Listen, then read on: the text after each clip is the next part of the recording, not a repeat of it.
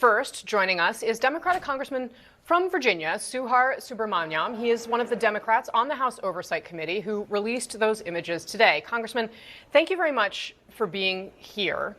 I would ask you first, I suppose, to tell us why you selected the range of images that you did. Republicans accusing you of cherry picking to talk about Donald Trump, but he, of course, not the only high-profile man depicted in the photos you put out. Yeah, this is just a snapshot of what we are finding. We've only been through about a fourth or a third of the 95,000 documents and images that were released to us yesterday. And so it takes some time, but this is a representative of the type of things we're seeing. I'll tell you that what we released is disturbing in and of itself, but a lot of the stuff that hasn't been released is even more disturbing and really makes my stomach churn, to be honest. And so, certainly we're trying to be mindful of how this makes the victims feel, be mindful of their privacy as well, and just trying to put out things that really the public would be of interest to the public. And so that's our concern right now, is trying to find that right balance between transparency and putting out information that's useful to the public.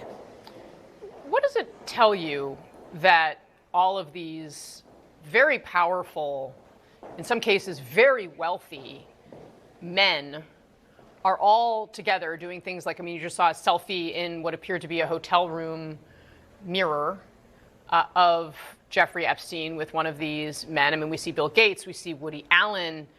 This seems to paint a picture of a situation that brought a lot of people into what is a very strange situation. What is this a portrait of for you? Well, between this one and the last one showing pictures of his island, I think it's pretty clear that if you were friends with Jeffrey Epstein, if you associated with him multiple times, you knew about his crimes and you knew that something was wrong. And so, even seeing one picture with him and Steve Bannon at their desk, it almost reminds you of like an Oval Office picture, only then you see it's on Epstein's desk is a picture of a naked woman and another picture we had to black out as well. It's pretty clear that not only did Jeffrey Epstein commit these crimes, but he showed them off to his friends and associates. Can you explain a little bit more about what you chose to redact and why? Because there have been some questions raised about the things people are not able to see because you've made those decisions to redact some portions of the images.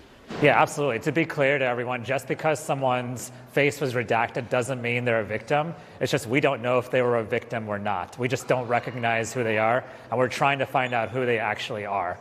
With that said, we've redacted anyone that might be a victim. In some cases, their picture with Donald Trump. And again, this is in an abundance of caution, but also us trying to be transparent with everything that's going on too. And again, there's many, many photos, 95,000 images and documents in this release. So we're working as fast as we can. One of the people obviously pictured here that we've been seeing in this carousel of images is the former president, Bill Clinton, who was also a known associate of Jeffrey Epstein. Did the committee give the Clinton family or foundation a heads up before you put that out? I don't believe so. Again, we're not looking to shield anyone, Democrat or Republican.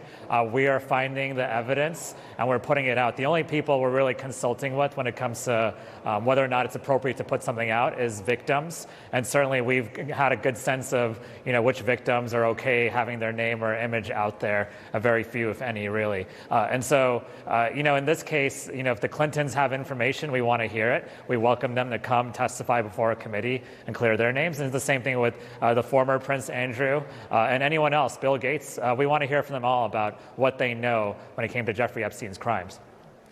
You mentioned at the beginning of this interview, and we've heard from your colleagues, that there's much more disturbing stuff. Disturbing seems to be the word.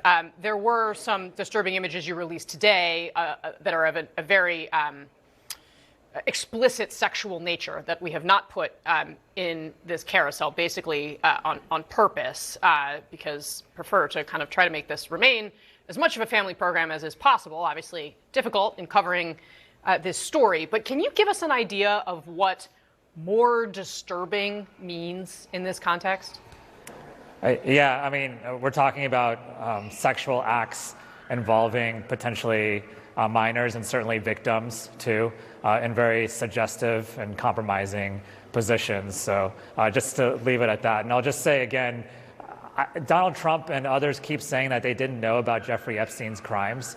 But when you see Jeffrey Epstein's homes, like his mansion in New York or his island, or you see sort of the way he lived and the way he talked and the way he communicated with people, it's pretty clear that you knew that he was doing some of these things. And you either chose to hide it, ignore it, or you were participating in it yourself. And so in any case, that's why we have a lot of questions for a lot of people. Just to put a finer point on that, do you have pictures of people engaged in sexual acts as part of this?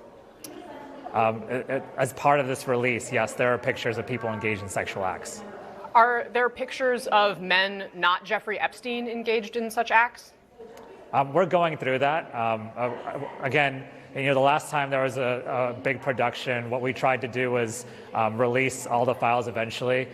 We're trying to be selective about what we release now.